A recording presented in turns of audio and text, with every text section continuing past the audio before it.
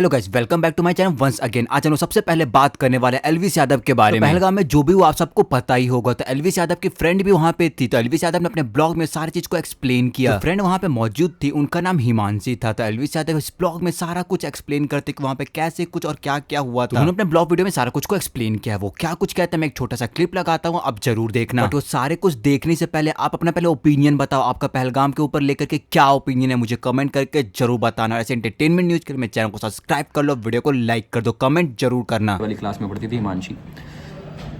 तो मैं एकदम शॉक हो गया। मैंने कि यार ये क्या देखा मैंने कि मतलब हिमांशी, मतलब हम साथ में पढ़ रखे हैं। मैं 2018 में पास आउट हुआ था, उसके बाद से हमारी बिल्कुल बात नहीं हुई थी। मतलब गुड़गांव की ही, मेरे शहर की, हम लोग इतना एंजॉय करते थे साथ में, मेट्रो स्टेशन से जाते थे साथ में। तो मेरे पास उसका नंबर था ऑल्दो, पर मैंने उसको कॉल नहीं करा क्योंकि स्टेट ऐसा नहीं होगा किसी का कि कोई उठा के फ़ोन पे बताए, बात करे। So I called one of my friends, college की ही, 2018 के बाद आज, मतलब कल फ़ोन करा था मैंने, 2018 के बाद अब फ़ोन करा उसको मैंने। तो आई कॉल्ड हर, दीपांशी, उसकी भी शादी हो गई। तो मैंने उसको जैसे मैंने फ़ोन करा तो मैंने बोला कि मैं एलविश बात कर रहा हूँ। तो एकदम से उसके मुँह से निकला कि हाँ हिमांशी है। तो मैं एकदम से, मतलब पता नहीं, मैं बता नहीं पा रहा कि how I was feeling that time. तो उन्होंने बोला हिमांशी है। मैंने बोला कि तेरी बात हुई, और बात हुई तो क्या बात हुई। तो उसने मुझे सारा बताया। तो जो बहुत सारे लोग ये न्यूज़ में कह रहे हैं कि धर्म पूछा, नहीं भाई तुम ये हिंदू मुस्लिम कर रहे हो, ये जो भी हो रही है। तो मैंने उससे पूछा एग्जैक्टली क्या हुआ, उसने कुछ बताया। तो उसने बताया कि उसने 30 बारी फ़ोन करा उसको, और 31वीं बार में उसने उठाया, और दीपांशी ने पूछा कि आर यू इन कश्मीर। तो वो रोने लगी बहुत तेज़। तो वो तो कंफर्म हो गया कि शी इज़ हिमांशी। अब तो न्यूज़ में भी आ गया। तो उन्होंने पूछा कि हिमांशी क्या हुआ, ये वो, मतलब एग्जैक्ट।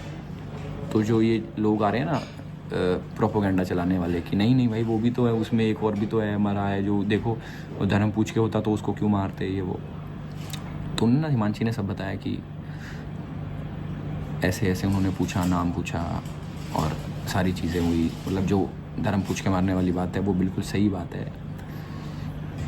और मैंने, मतलब पूरे कॉलेज, मतलब उसने बताया पूरे कॉलेज ग्रुप में पता है ये वो। उसकी बेचारी की 6 दिन पहले शादी हुई थी, यहीं गुड़गांव से थी, लड़का करनाल से था। भाई क्या चल रहा है हमारे देश में यार। लोगों का धर्म पूछ के वहाँ पे उनसे कलमा पढ़वा रहे हैं। मतलब जिन्होंने बोला कि बचने के लिए, नहीं जी मैं मुस्लिम हूँ, तो उनसे कलमा पढ़ो।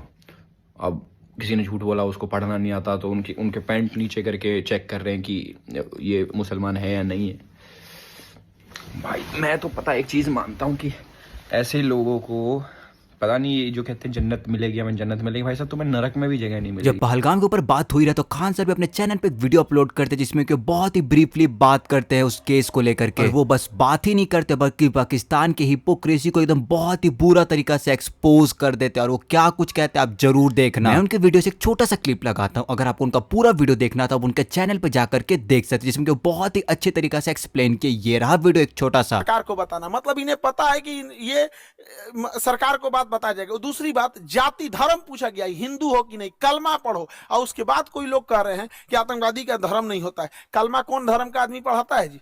हाँ, इतनों में आंख नहीं खुल रहा है यहाँ पे। एकदम शर्म लिहाज घोल के पी गए हैं। किसी के सामने निहत्ते को मार कायर है ये। पाकिस्तान वालों पहले सुनो, ये तुम्हारा सेनापति, ये सबसे बड़ा चोर आदमी है। लंदन में इसकी बहुत बड़ी प्रॉपर्टी है। अमेरिका में अपने बच्चों के लिए फार्म हाउस खरीद के रखा, पता करा लेना तुम लोग। यहाँ पर 1 से 1 करोड़पति। ये आईएसआई में था, पाकिस्तानी आतंकवादी संगठन, जो सरकारी आतंकवादी संगठन है उसका नाम आईएसआई है, वहां पे उसका ये हेड रहा है। तो ये सेना में बहुत घपला किया है, और सेना का मनोबल डाउन हो गया है इसके वजह से। तो ये सोच रहा है एक तो एस्केलेट हो जाए, एक लड़ाई एस्केलेट हो जाए। इसलिए इसने रावलपिंडी में एक भाषण दिया था कि हम बताएंगे कि क्यों पाकिस्तान अलग हुआ था। अरे पाकिस्तान इसलिए अलग हुआ था कि एक साफ सुथरा इंसान सुअर के साथ नहीं रह सकता है। तुम्हारा जो सरगना था जिन्ना, उसने अलग कर दिया भारत से, सुअरों को अलग करके वहां अलग कर दिया। तो ये पूरी के पूरे वहां पे, और जो पाकिस्तान यहां से गए थे लोग ना, ये सोच के कि पाकिस्तान एक बहुत खूबसूरत देश बनेगा। देख लो तुम्हारे देश में क्या हाल हो चुका है। यहाँ पे दुनिया थूकती है साला। अगर एयरपोर्ट पे पता चल जाए कि पाकिस्तानी है तो बगल का आदमी उठ के चला जाता है। अगर जहाज में पता चल जाए कि मेरे बगल में पाकिस्तानी बैठा है, उसका पूरा रास्ता पर टेंशन में रहेगा कि पूरी तरह से सलामत जा पाएगा कि रास्ते में फटेगा यहाँ पर। तो ये चाहता है कि अपनी सेना में थोड़ा सा मनोबल बढ़ाने के लिए युद्ध हो जाए। दूसरा, अगर हम लोग इस हमले की बात करें तो आपके दिमाग में ये सवाल जरूर आया कि वो लोग पहलगाम को ही क्यों चूज किए थे। इसी चीज को लेकर के एक इंस्टाग्राम इन्फ्लुएंसर काफी अच्छे तरीके से एक्सप्लेन करते हैं, जिनका नाम है प्रफुल्ल गर्ग। उस वीडियो में काफी अच्छे तरीके से एक्सप्लेन करते हैं कि जो टेररिस्ट लोग थे वो पहलगाम को ही क्यों चूज किया, कश्मीर में और भी बहुत जगह तो कर सकते थे। वो देखिए कितना अच्छा तरीके से एक्सप्लेन करते हैं। मैं क्लिप लगाता हूँ, आप जरूर देखना। आप शॉक हो जाओगे ये सुनकर कि पहलगाम वैली से नियरेस्ट हॉस्पिटल कितना दूर है। 50 किलोमीटर। इसलिए पहलगाम वैली की लोकेशन चूज करी गई थी।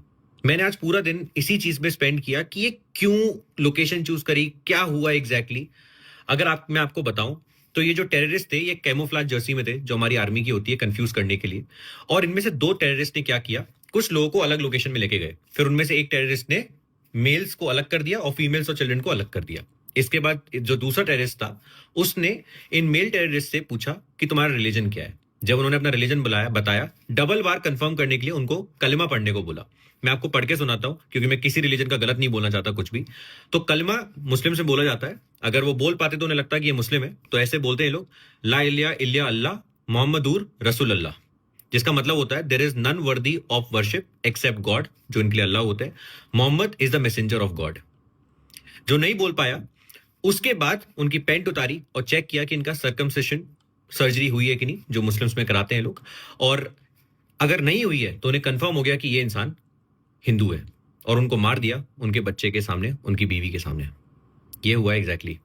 ऑपरेशन भी ना हो पाया उनका, वो कहीं पहुंच भी ना पाए, हॉस्पिटल 50 किलोमीटर दूर था। चलिए आगे बढ़ते, आप बात करते हैं करणवीर मेहरा के बारे में। इन्हें बहुत ही ज्यादा एकदम ही हेट मिल रहा है। जैसे कि आप जानते हो जो कश्मीर में इतना गंदा टाइप का अटैक हुआ, वहां पे सब बहुत ही ज्यादा टूट चुके हैं। कुछ लोग ऐसे होते हैं जिन्हें ज्ञान फैलने से एकदम फुर्सत ही नहीं रहता। जैसे कि आप जानते हैं जब ये टेररिस्ट अटैक हुआ था तो मोदी जी ने इंडस वैली रिवर को जो है क्लोज करने के लिए बोल दिया है। पाकिस्तान को 50 से 60% पानी मिलती है। जब ये चीज आता है तो उसके बाद करणवीर मेहरा एक रील अपलोड करते हैं। देखिए क्या कुछ एक बाल्टे में, आपको एक छोटा सा क्लिप लगाता हूँ, जरूर देखना। क्या इस धरती को क्या चांद सितारों का होगा, नदियों को कुछ नाम दिए, बहती धारों का क्या होगा।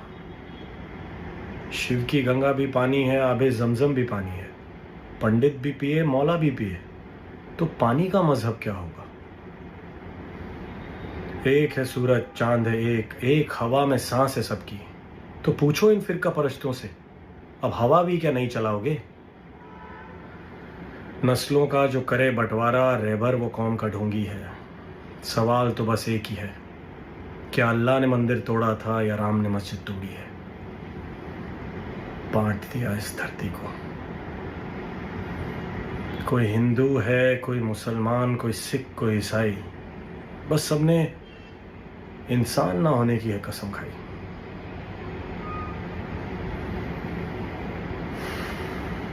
और ये रील के ऊपर काफी लोग भड़क चुके हैं। तो इसी पे सम्राट भाई कमेंट करते हैं, पर तू तो एमसी है भाई। रैंडम से ना कुछ ये कहते हैं, मैं स्क्रीनशॉट लगा दूंगा, आप रीड कर लेना। और इतना ही नहीं, सम्राट भाई फिर से एक ट्वीट करते, देखियो क्या कुछ कहते हैं, मैं स्क्रीनशॉट लगा देता हूँ। इतना ही नहीं, एलवीस यादव भी इसे रीट्वीट करते हुए ये लिखते, क्या भाई तुझे पाकिस्तान से वोट आई थी क्या। इतना ही नहीं, रैंडम से ना तो ये भी दिखाते हैं कि जो करणवीर मेहरा जो वीडियो शूट करते हैं रिंग लाइट को लेकर के शूट करते हैं। और इतना ही नहीं, पीपो भी ये कहते हैं कि ring light yes, hair gel yes, रट्टा यस, एक्टिंग स्किल यस, देशभक्ति नो, और डिल्यूजन यस। ये सारी चीज पे आपका क्या ओपिनियन है, मुझे जेन्युइनली एकदम कमेंट में जरूर बताना। पहलगाम में जो भी अटैक हुआ है उसी को लेकर के सब बीजेपी को बोल रहे हैं कि हम तुम्हारे साथ है, जितना हमला कर सकते हो करो। जिसमें कि राहुल गांधी का एक स्टेटमेंट बहुत ही ज्यादा वायरल जा रहा है, देखियो क्या कुछ कहते हैं। कंडेम किया है सबने जो हुआ है, और पूरी सपोर्ट दिया ऑपोजिशन ने सरकार को, कोई भी एक्शन नहीं। आज प्रधानमंत्री ने कहा है कि कड़ा एक्शन लेंगे, तो आप लोग उसे संतुष्ट। इसके बाद रैंडम से ना फिर से एक ट्वीट करते हैं जिसमें कि वो लिखते हैं कि even opposition with government Modi ji go with full force. भाई पाकिस्तान का तो बहुत ही गंदा टाइप का बैंड बजाने वाला है इंडिया, क्योंकि जो यूएसए का एयरफोर्स है उसको अभी जयपुर में लैंड करते हुए देखा गया है। यूएसए नहीं दोस्तों, इजरायली भी जितने मिलिट्री प्लेन है उसे इंडिया में भी देखा गया है। इतना ही नहीं, जो कि इटली की पीएम है वो भी नरेंद्र मोदी को फुल सपोर्ट दिखा रही है और बोल रही है आपको जब भी जरूरत पड़ेगा मैं आपके साथ खड़े हूं। और आपको मैं बता दूं, जो इंडिया का एयरक्राफ्ट है INS विक्रांत, उसे पाकिस्तान के बॉर्डर के पास देखा गया। मतलब आप समझ लो क्या होने वाला है, कुछ